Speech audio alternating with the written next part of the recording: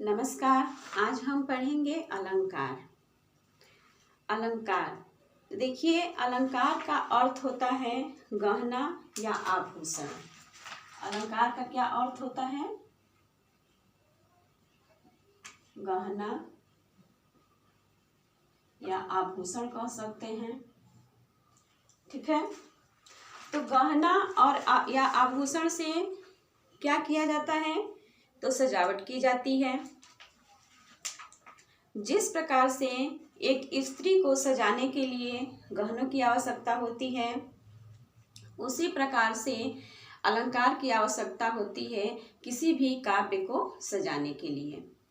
ठीक है, जिससे काव्य की शोभा बढ़ाई जाती है उसे अलंकार कहते हैं। अलंकार से काव्य की शोभा बढ़ाई जाती है उसे अलंकार कहते हैं।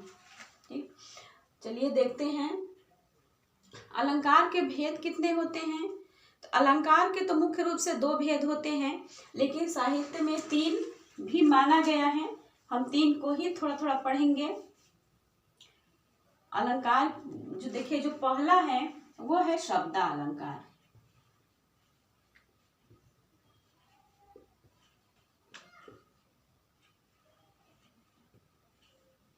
शब्दालंकार। दूसरा है अर्थालंकार।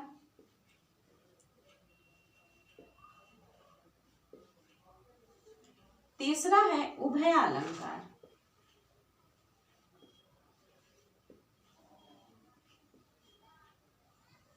ठीक, शब्दालंकार, अर्थालंकार और उभयालंकार। जैसे कि आपने अभी पढ़ा कि अलंकार से काव्य की शोभा बढ़ाई जाती है, तो जहाँ पे अलंकार की शोभा शब्दों के माध्यम से बढ़ाई जाती है, शब्दों के द्वारा बढ़ाई जाती है या शब्दों के कारण बढ़ती है, वहाँ शब्दालंकार होता है।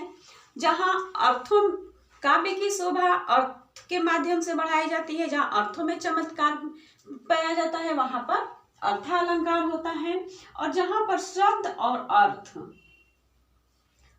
और अर्थ दोनों के माध्यम से बढ़ाई जाती है, वहां पर उभयालंकार होता है। ठीक है, मुख्य रूप से 2 ही है, शब्द अलंकार और अर्थ अलंकार। तो हम इसको डिटेल में पढ़ेंगे, इसके बारे में भी हम पढ़ेंगे, लेकिन शॉर्ट में वो सभी परीक्षाओं में नहीं पूछता है। वो बहुत हाई लेवल की परीक्षा होती है, उसमें पूछता है। जैसे किसी टीचिंग का एग्जाम हो रहा है तो उसमें पूछता है, या फिर उससे भी ऊपर IAS PCS वगैरह में अगर हिंदी है तो उसमें थोड़ा सा पूछ लेता है, नहीं तो नहीं पूछता है, बहुत कम पूछता है। शब्दालंकार और अर्थालंकार ही अधिक मात्रा में पूछता है। तो शब्दालंकार देखिए, शब्दालंकार के भी 3 भेद होते हैं, अर्थालंकार के भी 3 भेद होते हैं। ठीक है, शब्दालंकार के जो मुख्य 3 भेद होते हैं वो हैं अनुप्रास,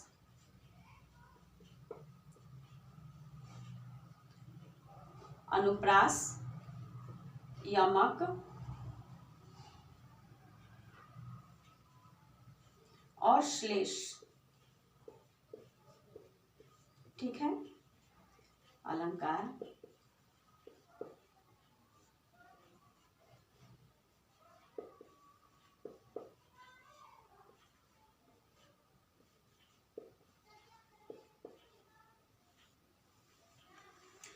अर्थालंकार में है उपमा अलंकार,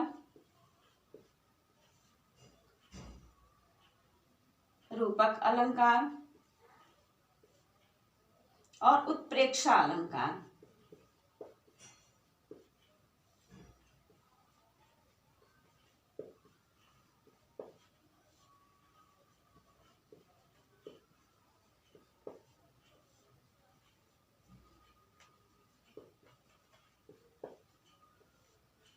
देखिए, रटना बिल्कुल भी नहीं है,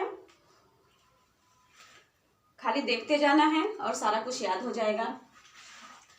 अलंकार का अर्थ होता है गहना या आभूषण। इसका शाब्दिक अर्थ है, यानी कि जिस प्रकार से किसी की शोभा बढ़ाई जाती है गहना या आभूषण के माध्यम से, उसी प्रकार से काव्य की शोभा बढ़ाई जाती है अलंकार के माध्यम से।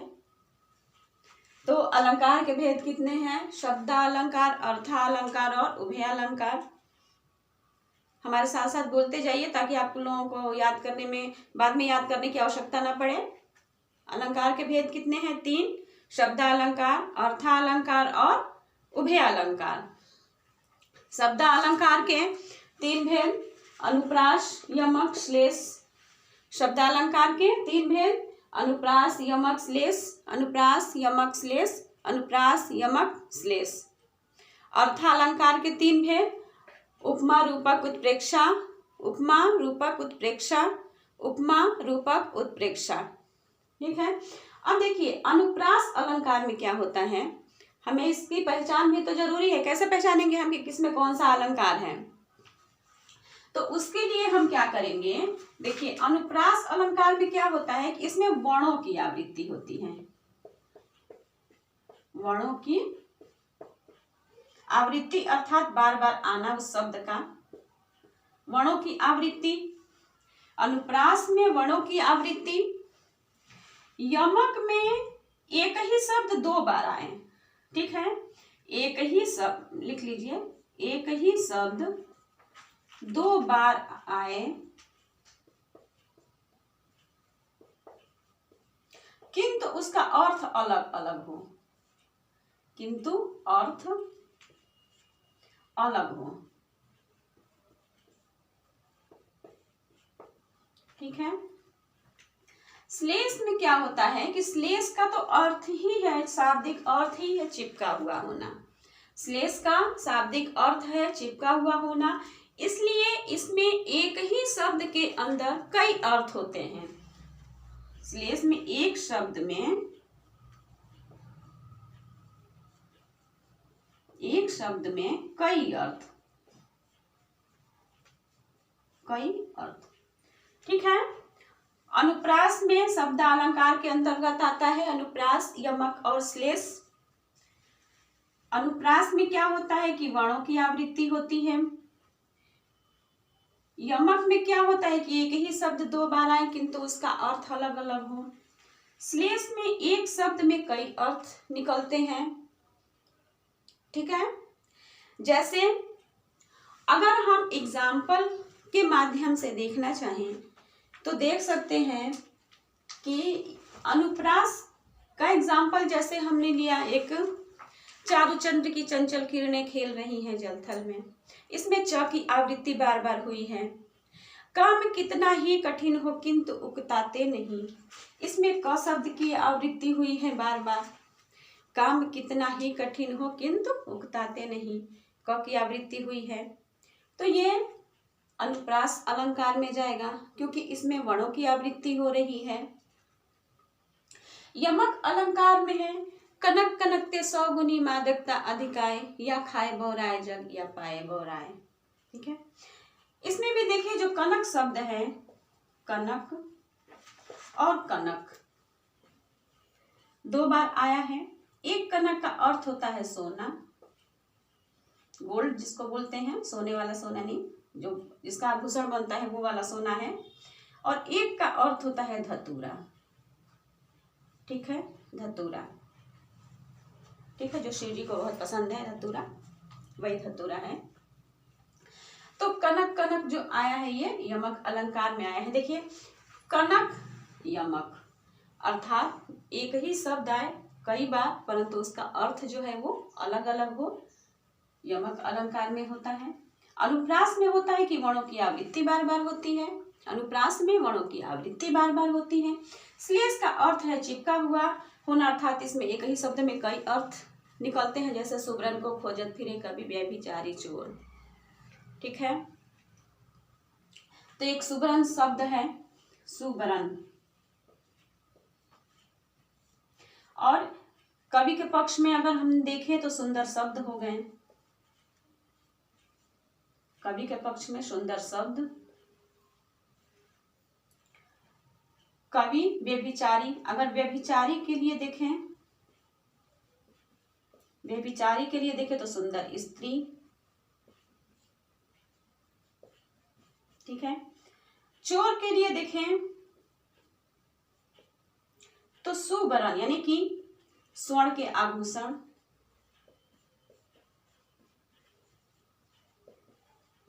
ठीक है। सुब्रन को खोजत फिरी कवि व्यभिचारी चोर। कवि के लिए सुंदर शब्द हो गया, व्यभिचारी के लिए सुंदर स्त्री हो गई और चोर के लिए स्वर्ण के आभूषण हो गए। फिर से इसको हम रिवाइज कर लेते हैं। अलंकार का अर्थ है गहना या आभूषण। अलंकार के 3 भेद हैं, अर्थालंकार, शब्दालंकार और उभयालंकार, ठीक है। शब्दालंकार में देखेंगे अनुप्रास, यमक और श्लेष।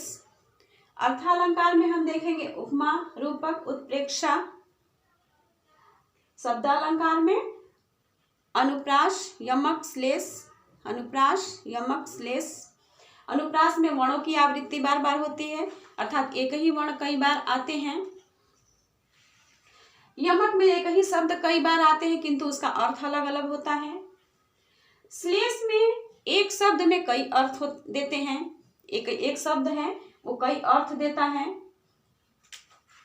वो होता है श्लेष। श्लेष का शाब्दिक अर्थ होता है चिपका हुआ होना। चलिए हम उपमा, रूपक और उत्प्रेक्षा के बारे में भी देखते हैं।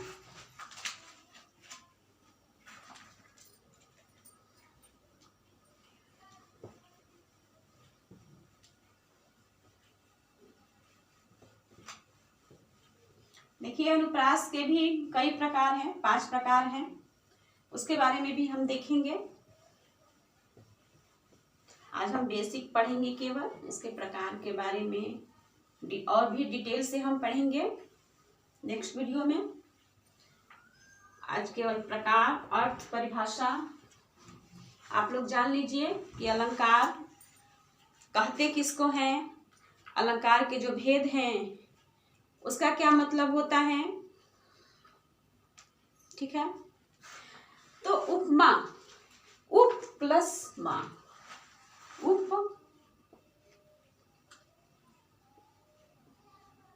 प्लस मा, ठीक है। उप का अर्थ होता है समीप,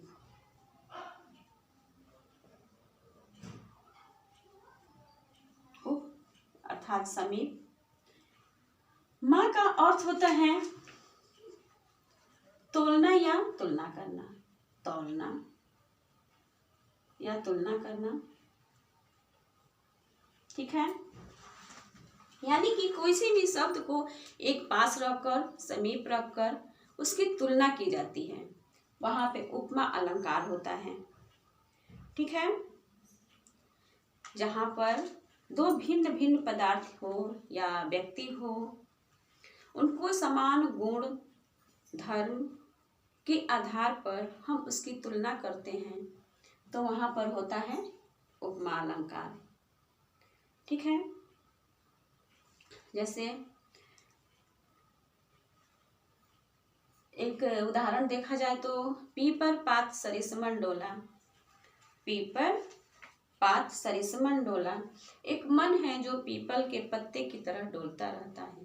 तो इसमें मन की तुलना की जा रही है किससे, तो पीपल के पत्ते से, ठीक है। मन की तुलना किससे की जा रही है, पीपल के पत्ते से। उपमा अलंकार में, रूपक अलंकार में क्या होता है कि उपमेय को उपमान का रूप मान लिया जाता है। इसमें उपमेय को ही उपमान का रूप मान लिया जाता है। उत्प्रेक्षा में उपमेय में उपमान की संभावना की जाती है अथवा कल्पना की जाती है, ठीक है। वहां पर उत्प्रेक्षा अलंकार होता है। जैसे उत्प्रेक्षा में इसकी जो पहचान हम करते हैं, अगर हम देखें पहचान, तो इसमें होता है मनु, मानो, ठीक है। मनु, मानो, दस देखिए, या जनु, जानो,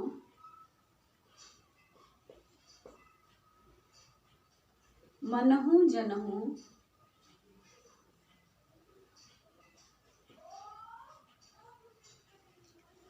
ये शब्द आते हैं जिस भी दोहा के अंदर, वहां पर उत्प्रेक्षा अलंकार होता है।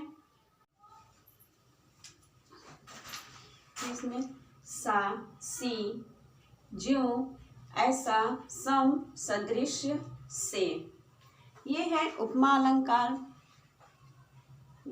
उपमा अलंकार की पहचान, जिससे हम उपमा अलंकार को पहचान सकते हैं। अगर हम इसका उदाहरण लेना चाहें तो ले सकते हैं, जैसे मुख चंद्रमा सा सुंदर है। मुख जो है वो चंद्रमा के समान सुंदर है, तो मुख की तुलना किससे की जा रही है? तो चंद्रमा से की जा रही है। पीपर पात सरिसमन डोला, एक मन है जो पीपल के पत्ते की तरह डोलता रहता है। अगर और देखा जाए तो नील गगन सा शांत हृदय था रो रहा। नील गगन सा शांत हृदय जो है वो रो रहा था।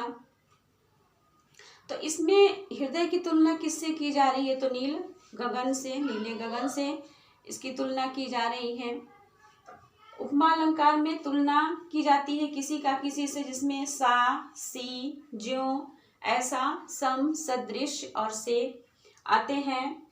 से हाय फूल सी कोमल बच्ची, हाय फूल सी कोमल बच्ची हुई राख की ढेर। हाय फूल सी कोमल बच्ची हुई राख की ढेर, तो उसमें सी आया। तब इसमें किसी का किसी से तुलना की, और यह तुलना किससे की जाती है? तो बहुत जो प्रसिद्ध चीज होती है, जैसे मुख की तुलना चंद्रमा से की जा रही है। ठीक है, चरण कमल के समान है। जो चरण है, जो पैर है, वो कमल के समान है, तो वहां पर कमल चरण की तुलना किससे की जा रही है? कमल से। तो किसी विशेष चीज से तुलना की जाती है, वहां पर उपमा अलंकार होता है। और रूपक अलंकार में जो रूप होता है, गुण, आकृति आदि की समानता के कारण उपमान का उपमेय में आरोप करके दोनों में अभेद किया जाता है। अभेद अर्थात उस उपमान को ही उपमेय मान लिया जाता है। जैसे चरण कमल बंदो हरिराई, जो चरण है वो कमल ही है। ठीक है, सॉरी, जो कमल है वो चरण ही है। चरण के समान कमल है, कमल के समान चरण है। इसमें चरण को ही कमल मान लिया गया है। ठीक है, चरण जो है उपमेय है, कमल उपमान है, लेकिन इन दोनों में कोई भेद नहीं किया गया है। उदित उदयगिरि मंच पर रघुवर बाल पतंग, विकसे संत सरोज सब हर्षे लोचन भृंग, ये भी रूपक अलंकार में ही आता है। समय सिंधु चंचल है भारी, जो समय है वो सिंधु, समय सिंधु जो है वो समय सिंधु चंचल है भारी, ये इसमें भी रूपक अलंकार, यानी कि समय सिंधु को बहुत चंचल, समय भी बहुत चंचल होता है, गतिमान होता है, और सिंधु भी गतिमान होती है, दोनों को एक समान माना जाता है। अंबर पनघट में डुबो रही उषा, अंबर पनघट में डुबो रही तारा घट उषा नागरी, मुख चंद्र समान देख सखी, मुख चंद्र समान देख सखी, मन सागर मेरा लहराता, जो मेरा मन है वो सागर की तरह लहराता है। आपका जो मुख है वो चंद्रमा ही, मतलब जो मुख है, उपमा अलंकार में मुख की तुलना की जाती है चंद्रमा से, लेकिन रूपक अलंकार में मुख को ही चंद्रमा मान लिया जाता है। ठीक है, इसमें कोई भेद नहीं रहता है, वहां पर रूपक अलंकार होता है। उत्प्रेक्षा अलंकार में इसकी पहचान ही है मनु मानो जनु जानो मनहु जनहु, यानी कि इसमें जितने भी परिभाषाएं हैं, जितने भी उदाहरण हैं, उसमें ये शब्द आते हैं। जैसे सोहत ओढ़े पीत पटु श्याम सलोने गात, मनो नील मणि शैल पर आपत प्रभु प्रभाव, तो मानो नीलमणि शैल पर आपत प्रभु, उसमें मानो आया। ठीक है, उस उदाहरण के अंतर्गत ये शब्द आते हैं। जैसे सोहत ओढ़े पीत पटु श्याम सलोने गात, एक ये हुआ। उस काल मानो क्रोध से तनु कांपने उसका लगा, मानो हवा के झोंके से सोता हुआ सागर जगा। जो हवा का झोंका है उससे सोता हुआ सागर मानो जगा, उसमें भी मानो आया। ठीक है। फूले काम सकल माही छाई, जनु बरसा ऋतु प्रकट बुढ़ाई, उसमें भी जनु आया। रहीमन पुत्री श्याम मनहु जलज मधुकर से, तो उसमें भी मनहु आया। उस जितने भी दोहे हैं उत्प्रेक्षा अलंकार के, उसमें मनु, मानो, जनु, जानो आदि शब्द।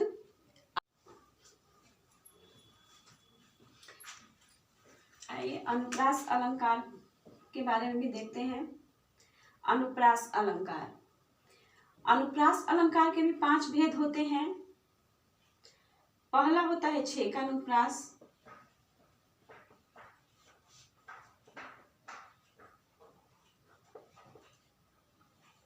छेकानुप्रास, लाटानुप्रास,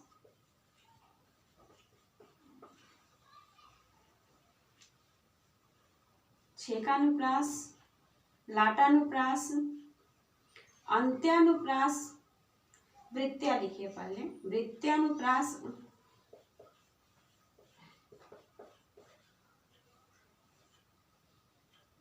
छेकानुप्रास, लाटानुप्रास, वृत्त्यानुप्रास, श्रुत्यानुप्रास, अंत्यानुप्रास,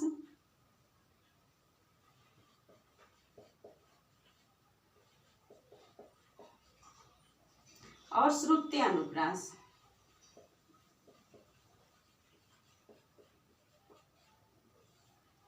ठीक है।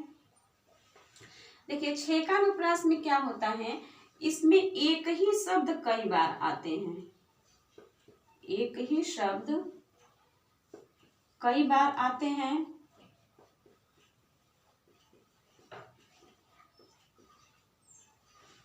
छेकानुप्रास में एक ही शब्द कई बार आते हैं।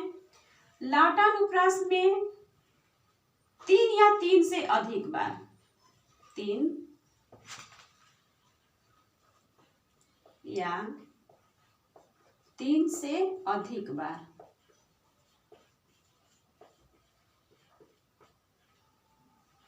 वृत्त्यानुप्रास में इसमें पदों की आवृत्ति होती है, पदों या वाक्यों की आवृत्ति होती है।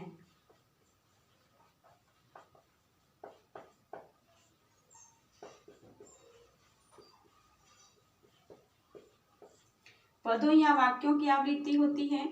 अंत्यानुप्रास में जो हमारा वाक्य होता है, जो हमारे दोहा होता है, उसका अंत में वर्ण की आवृत्ति होती है। अंत्य अर्थात अंत में आवृत्ति होती है, पद के अंत में आवृत्ति होती है।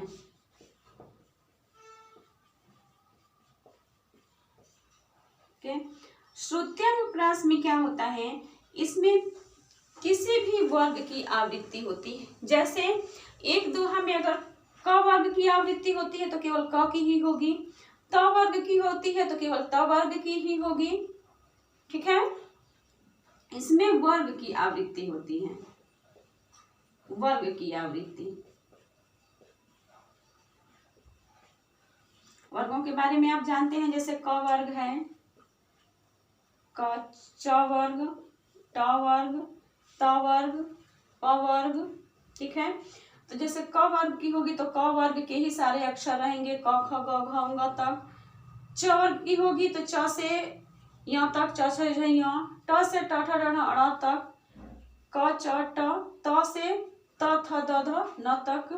तब जिस वर्ग की आवृत्ति होगी, एक ही वर्ग की एक दोहे में आवृत्ति होती है, वो होता है श्रुत्यानुप्रास।